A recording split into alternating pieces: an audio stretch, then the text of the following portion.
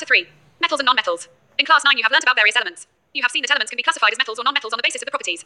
Think of some uses of metals and nonmetals in your daily life. What properties did you think of while categorizing elements as metals or nonmetals? How are these properties related to the uses of these elements? Let us look at some of these properties in detail. 3.1 Physical properties. 3.1.1 Metals. The easiest way to start grouping substances is by comparing their physical properties. Let us study this with the help of the following activities. For performing activities 3.1 to 3.6, collect the samples of following metals: iron, copper, aluminium, magnesium, sodium, lead, zinc, and any other metal that is easily available. Activity 3.1. Take samples of iron, copper, aluminium, and magnesium. Note the appearance of each sample. Clean the surface of each sample by rubbing them with sandpaper and note their appearance again. Metals, in their pure state, have a shining surface. This property is called metallic luster. Activity 3.2. Take small pieces of iron, copper, aluminium, and magnesium. Try to cut these metals with a sharp knife and note your observations. Hold a piece of sodium metal with a pair of tongs. Caution, always handle sodium metal with care. Dry it by pressing between the folds of a filter paper. Put it on a watch glass and try to cut it with a knife. What do you observe? You will find that metals are generally hard. The hardness varies from metal to metal. Activity 3.3. Take pieces of iron, zinc, lead, and copper. Place any one metal on a block of iron and strike it 4 or 5 times with a hammer. What do you observe? Repeat with other metals. Record the change in the shape of these metals. You will find that some metals can be beaten into thin sheets. This property is called malleability. Did you know that gold and silver are the most malleable metals? Activity 3.4. List the metals whose wires you have seen in daily life. The ability of metals to be drawn into thin wires is called ductility. Gold is the most ductile metal. You will be surprised to know that a wire of about 2 kilometers length can be drawn from 1 gram of gold. It is because of their malleability and ductility that metals can be given different shapes according to our needs. Can you name some metals that are used for making cooking vessels? Do you know why these metals are used for making vessels? Let us do the following activity to find out the answer. Activity 3.5. Take an aluminium or copper wire. Clamp this wire on a stand as shown in figure 3.1. Figure 3.1 metals are good conductors of heat. Fix a pin to the free end of the wire using wax. Heat the wire with a spirit lamp candle or a burner near the place where it is clamped.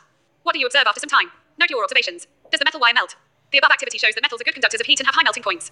The best conductors of heat are silver and copper. Lead and mercury are comparatively poor conductors of heat. Do metals also conduct electricity? Let us find out. Activity 3.6. Set up an electric circuit as shown in figure 3.2. Place the metal to be tested in the circuit between terminals A and B as shown. Does the bulb glow? What does this indicate? Figure 3.2 metals are good conductors of electricity. You must have seen that the wires that carry current in your homes have a coating of polyvinyl chloride PVC or a rubber-like material. Why are electric wires coated with such substances? What happens when metals strike a hard surface? Do they produce a sound? The metals that produce a sound on striking a hard surface are said to be sonorous. Can you now say why school bells are made of metals? 3.1.2 Nonmetals. In the previous class you have learned that there are very few nonmetals as compared to metals. Some of the examples of nonmetals are carbon, sulfur, iodine, oxygen, hydrogen, etc. The nonmetals are either solids or gases except bromine, which is a liquid. Do nonmetals also have physical properties similar to that of metals? Let us find out. Activity 3.7. Collect samples of carbon, coal or graphite, sulfur and iodine. Carry out the activities 3.1 to 3.4 and 3.6 with these nonmetals and record your observations. Compile your observations regarding metals and nonmetals in table 3.1. On the basis of the observations recorded in table 3.1, discuss the general physical properties of metals and nonmetals in the class. You must have concluded that we cannot group elements according to the physical properties alone, as there are many exceptions. For example, all metals except mercury exist as solids at room temperature. In activity 3.5, you have observed that metals have high melting points, but gallium and cesium have very low melting points. These two metals will melt if you keep them on your palm. Iodine is a nonmetal, but it is lustrous. Carbon is a nonmetal that can exist in different forms. Each form is called an allotrope. Diamond, an allotrope of carbon, is the hardest natural substance known and has a very high melting and boiling point. Graphite, another allotrope of carbon, is a conductor of electricity. Alkali metals, lithium, sodium, potassium, are so soft that they can be cut with a knife. They have low densities and low melting points. Elements can be more clearly classified as metals and nonmetals on the basis of the chemical properties. Activity 3.8. Take a magnesium ribbon and some sulfur powder. Burn the magnesium ribbon. Collect the ashes formed and dissolve them in water. Test the resultant solution with both red and blue litmus paper. Is the product formed on burning magnesium acidic or basic? Now burn sulfur powder. Place a test tube over the burning sulfur to collect the fumes produced. Add some water to the above test tube and shake. Test this solution with blue and red litmus paper. Is the product formed on burning sulfur acidic or basic? Can you write equations for these reactions? Most nonmetals produce acidic oxides when dissolved in water. On the other hand, most metals give rise to basic oxides. You will be learning more about these metal oxides in the next section. Questions. 1. Give an example of a metal which I is a liquid at room temperature. E can be easily cut with a knife. E is the best conductor of heat. IV is a poor conductor of heat. 2. Explain the meanings of malleable and ductile. 3.2 Chemical properties of metals. We will learn about the chemical properties of metals in the following sections 3.2.1 to 3.2.4. For this, collect the samples of following metals: aluminium, copper, iron, lead, magnesium, zinc, and sodium. 3.2.1 What happens when metals are burnt in air? You have seen in activity 3.8 that magnesium burns in air with a dazzling white flame. Do all metals react in the same manner? Let us check by performing the following activity. Activity 3.9. Caution, the following activity needs the teacher's assistance. It would be better if students wear eye protection. Hold any of the samples taken above with a pair of tongs and try burning over a flame. Repeat with the other metal samples. Collect the product if formed. Let the products and the metal surface cool down. Which metals burn easily? What flame color did you observe when the metal burnt? How does the metal surface appear after burning? Arrange the metals in the decreasing order of their reactivity towards oxygen. Are the products soluble in water? Almost all metals combine with oxygen to form metal oxides. Metal plus oxygen, metal oxide. For example, when copper is heated in air, it combines with oxygen to form copper, oxide, a black oxide. Similarly, aluminium forms aluminium oxide. Recall from chapter 2 how copper oxide reacts with hydrochloric acid. We have learned that metal oxides are basic in nature, but some metal oxides, such as aluminium oxide, zinc oxide, show both acidic as well as basic behavior. Such metal oxides which react with both acids as well as bases to produce salts and water are known as amphoteric oxides. Aluminium oxide reacts in the following manner with acids and bases. Most metal oxides are insoluble in water, but some of these dissolve in water to form alkalis. Sodium oxide and potassium oxide dissolve in water to produce alkalis as follows: Na2OS plus H2O L2NaOH AQ. K2OS plus H2O L2KOH AQ. We have observed in activity 3.9 that all metals do not react with oxygen at the same rate. Different metals show different reactivities towards oxygen. Metals such as potassium and sodium react so vigorously that they catch fire if kept in the open. Hence, to protect them and to prevent accidental fires, they are kept immersed in kerosene oil. At ordinary temperature, the surfaces of metals such as magnesium, aluminium, zinc, lead, etc. are covered with a thin layer of oxide. The protective oxide layer prevents the metal from further oxidation. Iron does not burn on heating, but iron filings burn vigorously when sprinkled in the flame of the burner. Copper does not burn, but the hot metal is coated with a black-colored layer of copper, 2, oxide. Silver and gold do not react with oxygen even at high temperatures. Do you know? Anodizing is a process of forming a thick oxide layer of aluminium. Aluminium develops a thin oxide layer when exposed to air. This aluminium oxide coat makes it resistant to further corrosion. The resistance can be improved further by making the oxide layer thicker. During anodizing, a clean aluminium article is made the anode and is electrolyzed with dilute sulfuric acid. The oxygen gas evolved at the anode reacts with aluminium to make a thicker protective oxide layer. This oxide layer can be dyed easily to give aluminium articles an attractive finish. After performing activity 3.9, you must have observed that sodium is the most reactive of the samples of metals taken here. The reaction of magnesium is less vigorous, implying that it is not as reactive as sodium. But burning in oxygen does not help us to decide about the reactivity of zinc, iron, copper or lead. Let us see some more reactions to arrive at a conclusion about the order of reactivity of these metals. 3.2.2 What happens when metals react with water? Activity 3.10. Caution, this activity needs the teacher's assistance. Collect the samples of the same metals as in activity 3.9. Put small pieces of the sample separately in beakers half filled with cold water. Which metals reacted with cold water? Arrange them in the increasing order of their reactivity with cold water. Did any metal produce fire on water? Does any metal start floating after some time? Put the metals that did not react with cold water in beakers half filled with hot water. For the metals that did not react with hot water, arrange the apparatus as shown in figure 3.3 and observe their reaction with steam. Which metals did not react even with steam? Arrange the metals in the decreasing order of reactivity with water. Figure 3.3 Action of steam on a metal. Metals react with water and produce a metal oxide and hydrogen gas. Metal oxides that are soluble in water dissolve in it to further form metal hydroxide. But all metals do not react with water. Metal plus water, metal oxide plus hydrogen. Metal oxide plus water, metal hydroxide. Metals like potassium and sodium react violently with cold water. In case of sodium and potassium, the reaction is so violent and exothermic that the evolved hydrogen immediately catches fire. 2 kiloseconds plus 2 H2O L 2 KOH AQ plus H2 G plus heat energy. 2 NAS plus 2 H2O L 2 NaOH AQ plus H2 G plus heat energy. The reaction of calcium with water is less violent. The heat evolved is not sufficient for the hydrogen to catch fire. Cas plus 2 H2O L CaO2 AQ plus H2 G. Calcium starts floating because the bubbles of hydrogen gas form stick to the surface of the metal. Magnesium does not react with cold water. It reacts with hot water to form magnesium hydroxide and hydrogen. It also starts floating due to the bubbles of hydrogen gas sticking to its surface. Metals like aluminium, iron and zinc do not react either with cold or hot water, but they react with steam to form the metal oxide and hydrogen. 2 Ls plus 3 H2O G, L2O3 S plus 3 H2 G. 3 Fes plus 4 H2O G, Fe3O4 S plus 4 H2 G. Metals such as lead, copper, silver and gold do not react with water at all. 3.2.3 What happens when metals react with acids? You have already learned that metals react with acids to give a salt and hydrogen gas. Metal plus dilute acid, salt plus hydrogen. But do all metals react in the same manner? Let us find out. Activity 3.11. Collect all the metal samples except sodium and potassium again. If the samples are tarnished, rub them clean with sandpaper. Caution, do not take sodium and potassium as they react vigorously even with cold water. Put the samples separately in test tubes containing dilute hydrochloric acid. Suspend thermometers in the test tubes so that the bulbs are dipped in the acid. Observe the rate of formation of bubbles carefully. Which metals reacted vigorously with dilute hydrochloric acid? With which metal did you record the highest temperature? Arrange the metals in the decreasing order of reactivity with dilute acids. Write equations for the reactions of magnesium, aluminium, zinc and iron with dilute hydrochloric acid. Hydrogen gas is not evolved when a metal reacts with nitric acid. It is because HNO3 is a strong oxidizing agent. It oxidizes the H2 produced to water and itself gets reduced to any of the nitrogen oxides, N2O, no, number 2. But magnesium, Mg, and manganese, Mn, react with very dilute HNO3 to evolve H2 gas. You must have observed in activity 3.11 that the rate of formation of bubbles was the fastest in the case of magnesium. The reaction was also the most exothermic in this case. The reactivity decreases in the order Mg greater than Al greater than zinc greater than Fe. In the case of copper, no bubbles were seen and the temperature also remained unchanged. This shows that copper does not react with dilute HCl. Do you know? Aqua regia, Latin for royal water, is a freshly prepared mixture of concentrated hydrochloric acid and concentrated nitric acid in the ratio of 3:1. It can dissolve gold even though neither of these acids can do so alone. Aqua regia is a highly corrosive fuming liquid. It is one of the few reagents that is able to dissolve gold and platinum. 3.2.4 How do metals react with solutions of other metal salts? Activity 3.12. Take a clean wire of copper and an iron nail. Put the copper wire in a solution of iron sulfate and the iron nail in a solution of copper sulfate taken in test tubes, figure 3.4. Record your observations after 20 minutes. In which test tube did you find that a reaction has occurred? On what basis can you say that a reaction has actually taken place? Can you correlate your observations for the activities 3.9, 3.10 and 3.11? Write a balanced chemical equation for the reaction that has taken place. Name the type of reaction. Figure 3.4 Reaction of metals with salt solutions. Reactive metals can displace less reactive metals from the compounds in solution or molten form. We have seen in the previous sections that all metals are not equally reactive. We check the reactivity of various metals with oxygen, water and acids. But all metals do not react with these reagents. So we were not able to put all the metal samples we had collected in decreasing order of their reactivity. Displacement reactions studied in chapter 1 give better evidence about the reactivity of metals. It is simple and easy if metal A displaces metal B from its solution, it is more reactive than B. Metal A plus salt solution of B salt solution of A plus metal B. Which metal, copper or iron, is more reactive according to your observations in activity 3.12? 3.2.5 The reactivity series. The reactivity series is a list of metals arranged in the order of the decreasing activities. After performing displacement experiments, activities 1.9 and 3.12, the following series, table 3.2, known as the reactivity or activity series, has been developed. Questions. 1. Why is sodium kept immersed in kerosene oil? 2. Write equations for the reactions of iron with steam. E. Calcium and potassium with water. 3. Samples of 4 metals A, B, C, and D were taken and added to the following solution one by one. The results obtained have been tabulated as follows. Use the table above to answer the following questions about metals A, B, C, and D. I. Which is the most reactive metal? E. What would you observe if B is added to a solution of copper, 2, sulfate? E. Arrange the metals A, B, C, and D in the order of decreasing reactivity. 4. Which gas is produced when dilute hydrochloric acid is added to a reactive metal? Write the chemical reaction when iron reacts with dilute H2 so 4. 5. What would you observe when zinc is added to a solution of iron, 2, sulfate? Write the chemical reaction that takes place. 3.3 How do metals and non-metals react? In the above activities, you saw the reactions of metals with a number of reagents. Why do metals react in this manner? Let us recall what we learned about the electronic configuration of elements in class 9. We learned that noble gases, which have a completely filled valence shell, show little chemical activity. We, therefore, explain the reactivity of elements as a tendency to attain a completely filled valence shell. Let us have a look at the electronic configuration of noble gases and some metals and non-metals. We can see from table 3.3 that a sodium atom has one electron in its outermost shell. If it loses the electron from its M shell, then its L shell now becomes the outermost shell and that has a stable octet. The nucleus of this atom still has 11 protons, but the number of electrons has become 10, so there is a net positive charge giving us a sodium cation Na+. On the other hand, chlorine has 7 electrons in its outermost shell. And it requires 1 more electron to complete its octet. If sodium and chlorine were to react, the electron lost by sodium could be taken up by chlorine. After gaining an electron, the chlorine atom gets a unit negative charge because its nucleus has 17 protons and there are 18 electrons in its K, L and M shells. This gives us a chloride anion C1. So both these elements can have a give and take relation between them as follows. Figure 3.5. Figure 3.5 Formation of sodium chloride. Sodium and chloride ions being oppositely charged attract each other and are held by strong electrostatic forces of attraction to exist as sodium chloride NaCl. It should be noted that sodium chloride does not exist as molecules but aggregates of oppositely charged ions. Let us see the formation of one more ionic compound, magnesium chloride, figure 3.6. Figure 3.6 Formation of magnesium chloride. The compounds formed in this manner by the transfer of electrons from a metal to a non-metal are known as ionic compounds or electrovalent compounds. Can you name the cation and anion present in MgCl2? 3.3.1 Properties of ionic compounds. To learn about the properties of ionic compounds, let us perform the following activity. Activity 3.13. Take samples of sodium chloride, potassium iodide, barium chloride, or any other salt from the science laboratory. What is the physical state of these salts? Take a small amount of a sample on a metal spatula and heat directly on the flame. Figure 3.7. Repeat with other samples. What did you observe? Did the samples impart any color to the flame? Did these compounds melt? Try to dissolve the samples in water, petrol, and kerosene. Are they soluble? Make a circuit as shown in figure 3.8 and insert the electrodes into a solution of one salt. What did you observe? Test the other salt samples too in this manner. What is your inference about the nature of these compounds? Figure 3.7 Heating a salt sample on a spatula. Figure 3.8 Testing the conductivity of a salt solution. You may have observed the following general properties for ionic compounds. I. Physical nature. Ionic compounds are solids and are somewhat hard because of the strong force of attraction between the positive and negative ions. These compounds are generally brittle and break into pieces when pressure is applied. E. Melting and boiling points. Ionic compounds have high melting and boiling points. See table 3.4. This is because a considerable amount of energy is required to break the strong into ionic attraction. E. Solubility. Electrovalent compounds are generally soluble in water and insoluble in solvents such as kerosene, petrol, etc.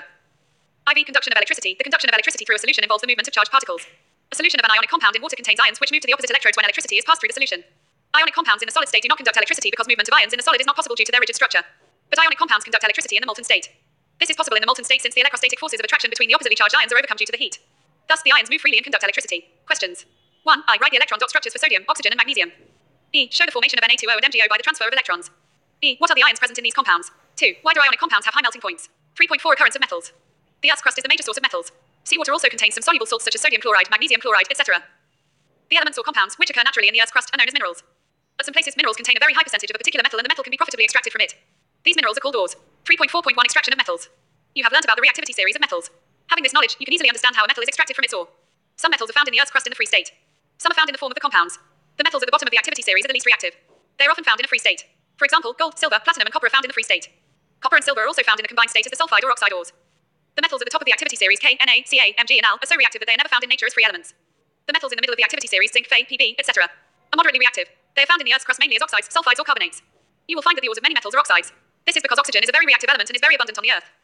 Thus, on the basis of reactivity, we can group the metals into the following three categories. Figure 3.9. I. Metals of low reactivity. E. Metals of medium reactivity. E. Metals of high reactivity. Different techniques are to be used for obtaining the metals falling in each category. Figure 3.9 Activity series and related metallurgy. Several steps are involved in the extraction of pure metal from ores. A summary of these steps is given in Fig. 3.10. Each step is explained in detail in the following sections. Figure 3.10 Steps involved in the extraction of metals from ores. 3.4.2 Enrichment of ores. Ores mined from the earth are usually contaminated with large amounts of impurities such as soil, sand, etc., called gangue. The impurities must be removed from the ore prior to the extraction of the metal. The processes used for removing the gangue from the ore are based on the differences between the physical or chemical properties of the gangue and the ore. Different separation techniques are accordingly employed. 3.4.3 Extracting metals low in the activity series. Metals low in the activity series are very unreactive. The oxides of these metals can be reduced to metals by heating alone. For example, cinnabar, HGS, is an ore of mercury. When it is heated in air, it is first converted into mercuric oxide, HGO. Mercuric oxide is then reduced to mercury on further heating. Similarly, copper, which is found as Cu2S in nature, can be obtained from its ore by just heating in air. 3.4.4 Extracting metals in the middle of the activity series. The metals in the middle of the activity series, such as iron, zinc, lead, copper, are moderately reactive. These are usually present as sulfides or carbonates in nature. It is easier to obtain a metal from its oxide as compared to its sulfides and carbonates. Therefore, prior to reduction, the metal sulfides and carbonates must be converted into metal oxides. The sulfide ores are converted into oxides by heating strongly in the presence of excess air. This process is known as roasting. The carbonate ores are changed into oxides by heating strongly in limited air. This process is known as calcination. The chemical reaction that takes place during roasting and calcination of zinc ores can be shown as follows. Roasting. Calcination. The metal oxides are then reduced to the corresponding metals by using suitable reducing agents such as carbon. For example, when zinc oxide is heated with carbon, it is reduced to metallic zinc. ZNOs plus C, ZNs plus COG. You're already familiar with the process of oxidation and reduction explained in the first chapter. Obtaining metals from the compounds is also a reduction process. Besides using carbon, coke to reduce metal oxides to metals, sometimes displacement reactions can also be used. The highly reactive metals such as sodium, calcium, aluminium, etc. are used as reducing agents because they can displace metals of low reactivity from the compounds. For example, when manganese dioxide is heated with aluminium powder, the following reaction takes place. 3MnO2, S plus 4Al3Mn, L plus 2Al2O3, S plus heat. Can you identify the substances that are getting oxidized and reduced? These displacement reactions are highly exothermic. The amount of heat evolved is so large that the metals are produced in the molten state. In fact, the reaction of iron, 3, oxide, Fe2O3, with aluminium is used to join railway tracks or crack machine parts. This reaction is known as the thermic reaction. Fe2O3, S plus 2Al2 Fe, L plus Al2O3, S plus heat. 3.4.5 Extracting metals towards the top of the activity series. The metals high up in the reactivity series are very reactive. They cannot be obtained from the compounds by heating with carbon. For example, carbon cannot reduce the oxides of sodium, magnesium, calcium, aluminium, etc. to the respective metals. This is because these metals have more affinity for oxygen than carbon. These metals are obtained by electrolytic reduction. For example, sodium, magnesium, and calcium are obtained by the electrolysis of their molten chlorides. The metals are deposited at the cathode, the negatively charged electrode, whereas chlorine is liberated at the anode, the positively charged electrode. The reactions are: at cathode Na plus ENA. At anode 2ClCl2 plus 2E. Figure 3.11 thermal process for joining railway tracks. Similarly, aluminium is obtained by the electrolytic reduction of aluminium oxide. 3.4.6 refining of metals. The metals produced by various reduction processes described above are not very pure. They contain impurities which must be removed to obtain pure metals. The most widely used method for refining impure metals is electrolytic refining. Electrolytic refining, many metals such as copper, zinc, tin, nickel, silver, gold, etc. are refined electrolytically. In this process, the impure metal is made the anode and a thin strip of pure metal is made the cathode. A solution of the metal salt is used as an electrolyte. The apparatus is set up as shown in figure 3.12. On passing the current through the electrolyte, the pure metal from the anode dissolves into the electrolyte. An equivalent amount of pure metal from the electrolyte is deposited on the cathode. The soluble impurities go into the solution, whereas the insoluble impurities settle down at the bottom of the anode and are known as anode mud. Figure 3.12 Electrolytic refining of copper. The electrolyte is a solution of acidified copper sulfate. The anode is impure copper, whereas the cathode is a strip of pure copper. On passing electric current, pure copper is deposited on the cathode. Questions. 1. Define the following terms. I. Mineral. E. Ore. E. Gang. 2. Name 2 metals which are found in nature in the free state. 3. What chemical process is used for obtaining a metal from its oxide? 3.5 Corrosion. You have learned the following about corrosion in Chapter 1. Silver articles become black after some time when exposed to air. This is because it reacts with sulfur in the air to form a coating of silver sulfide. Copper reacts with moist carbon dioxide in the air and slowly loses its shiny brown surface and gains a green coat. This green substance is basic copper carbonate. Iron, when exposed to moist air for a long time, acquires a coating of a brown flaky substance called rust. Let us find out the conditions under which iron rusts. Activity 3.14. Take 3 test tubes and place clean iron nails in each of them. Label these test tubes A, B, and C. Pour some water in test tube and cork it. Pour boiled distilled water in test tube B. Add about 1 milliliter of oil and cork it. The oil will float on water and prevent the air from dissolving in the water. Put some anhydrous calcium chloride in test tube C and cork it. Anhydrous calcium chloride will absorb the moisture, if any, from the air. Leave these test tubes for a few days and then observe figure 3.13. Figure 3.13 investigating the conditions under which iron rusts. In tube A, both air and water are present. In tube B, there is no air dissolved in the water. In tube C, the air is dry. You will observe that iron nails rust in test tube A, but they do not rust in test tubes B and C. In the test tube A, the nails are exposed to both air and water. In the test tube B, the nails are exposed to only water, and the nails in test tube C are exposed to dry air. What does this tell us about the conditions under which iron articles rust? 3.5.1 Prevention of corrosion. The rusting of iron can be prevented by painting, oiling, greasing, galvanizing, chrome plating, anodizing, or making alloys. Galvanization is a method of protecting steel and iron from rusting by coating them with a thin layer of zinc. The galvanized article is protected against rusting even if the zinc coating is broken. Can you reason this out? Alloying is a very good method of improving the properties of a metal. We can get the desired properties by this method. For example, iron is the most widely used metal, but it is never used in its pure state. This is because pure iron is very soft and stretches easily when hot. But if it is mixed with a small amount of carbon, about 0.05%, it becomes hard and strong. When iron is mixed with nickel and chromium, we get stainless steel, which is hard and does not rust. Thus, if iron is mixed with some other substance, its properties change. In fact, the properties of any metal can be changed if it is mixed with some other substance. The substance added may be a metal or a non-metal. An alloy is a homogeneous mixture of 2 or more metals, or a metal and a non-metal. It is prepared by first melting the primary metal and then dissolving the other elements in it in definite proportions. It is then cooled to room temperature. Do you know? Pure gold, known as 24-karat gold, is very soft. It is therefore not suitable for making jewelry. It is alloyed with either silver or copper to make it hard. Generally, in India, 22-karat gold is used for making ornaments. It means that 22 parts of pure gold is alloyed with 2 parts of either copper or silver. If one of the metals is mercury, then the alloy is known as an amalgam. The electrical conductivity and melting point of an alloy is less than that of pure metals. For example, brass, an alloy of copper and zinc, Cu and zinc, and bronze, an alloy of copper and tin, Cu and Sn, are not good conductors of electricity, whereas copper is used for making electrical circuits. Solder, an alloy of lead and tin, Pb and Sn, has a low melting point and is used for welding electrical wires together. Do you know? The wonder of ancient Indian metallurgy. The iron pillar near the Qutub Minar in Delhi was built more than 1,600 years ago by the iron workers of India. They had developed a process which prevented iron from rusting. For its quality of rust resistance, it has been examined by scientists from all parts of the world. The iron pillar is 8 meters high and weighs 6 tons, 6,000 kilograms. Iron pillar at Delhi. Questions. 1. Metallic oxides of zinc, magnesium, and copper were heated with the following metals. In which cases will you find displacement reactions taking place? 2. Which metals do not corrode easily? 3. What are alloys? What you have learned. Elements can be classified as metals and non-metals. Metals are lustrous, malleable, ductile, and are good conductors of heat and electricity. They are solids at room temperature, except mercury, which is a liquid. Metals can form positive ions by losing electrons to non-metals. Metals combine with oxygen to form basic oxides. Aluminium oxide and zinc oxide show the properties of both basic as well as acidic oxides. These oxides are known as amphoteric oxides. Different metals have different reactivities with water and dilute acids. A list of common metals arranged in order of the decreasing reactivity is known as an activity series. Metals above hydrogen in the activity series can displace hydrogen from dilute acids. A more reactive metal displaces a less reactive metal from its salt solution. Metals occur in nature as free elements or in the form of the compounds. The extraction of metals from their ores and then refining them for use is known as metallurgy. An alloy is a homogeneous mixture of 2 or more metals, or a metal and a non-metal. The surface of some metals, such as iron, is corroded when they are exposed to moist air for a long period of time. This phenomenon is known as corrosion. Non-metals have properties opposite to that of metals. They are neither malleable nor ductile. They are bad conductors of heat and electricity, except for graphite, which conducts electricity. Non-metals form negatively charged ions by gaining electrons when reacting with metals. Non-metals form oxides which are either acidic or neutral. Non-metals do not displace hydrogen from dilute acids. They react with hydrogen to form hydrides. Exercises. 1. Which of the following pairs will give displacement reactions? An NaCl solution and copper metal. B. MgCl2 solution and aluminium metal. C. FeSO4 solution and silver metal. D. AgNO3 solution and copper metal. 2. Which of the following methods is suitable for preventing an iron frying pan from rusting? A. Applying grease. B. Applying paint. C. Applying a coating of zinc. D. All of the above. 3. An element reacts with oxygen to give a compound with a high melting point. This compound is also soluble in water. The element is likely to be A. Calcium. B. Carbon. C. Silicon. D. Iron. 4. Food cans are coated with tin and not with zinc because zinc is costlier than tin. B. Zinc has a higher melting point than tin. C. Zinc is more reactive than tin. D. Zinc is less reactive than tin. 5. You were given a hammer, a battery, a bulb, wires, and a switch. How could you use them to distinguish between samples of metals and non-metals? B. Assess the usefulness of these tests in distinguishing between metals and non-metals. 6. What are amphoteric oxides? Give 2 examples of amphoteric oxides. 7. Name 2 metals which will displace hydrogen from dilute acids and 2 metals which will not. 8. In the electrolytic refining of a metal M, what would you take as the anode, the cathode, and the electrolyte? 9. Pratchett took sulfur powder on a spatula and heated it. He collected the gas evolved by inverting a test tube over it as shown in figure below. But what will be the action of gas on? I. Dry litmus paper. B. Moist litmus paper. B. Write a balanced chemical equation for the reaction taking place. 10. State 2 ways to prevent the rusting of iron. 11. What type of oxides are formed when nonmetals combine with oxygen? 12. Give reasons. The platinum, gold and silver are used to make jewelry. B. Sodium, potassium and lithium are stored under oil. C. Aluminium is a highly reactive metal, yet it is used to make utensils for cooking. D. Carbonate and sulfide ores are usually converted into oxides during the process of extraction. Collection of gas. 13. You must have seen tarnished copper vessels being cleaned with lemon or tamarind juice. Explain why these sour substances are effective in cleaning the vessels. 14. Differentiate between metal and non-metal on the basis of the chemical properties. 15. A man went door to door posing as a goldsmith. He promised to bring back the glitter of old and dull gold ornaments. An unsuspecting lady gave a set of gold bangles to him which he dipped in a particular solution. The bangles sparkled like new, but their weight was reduced drastically. The lady was upset, but after a futile argument the man beat a hasty retreat. Can you play the detective to find out the nature of the solution he had used?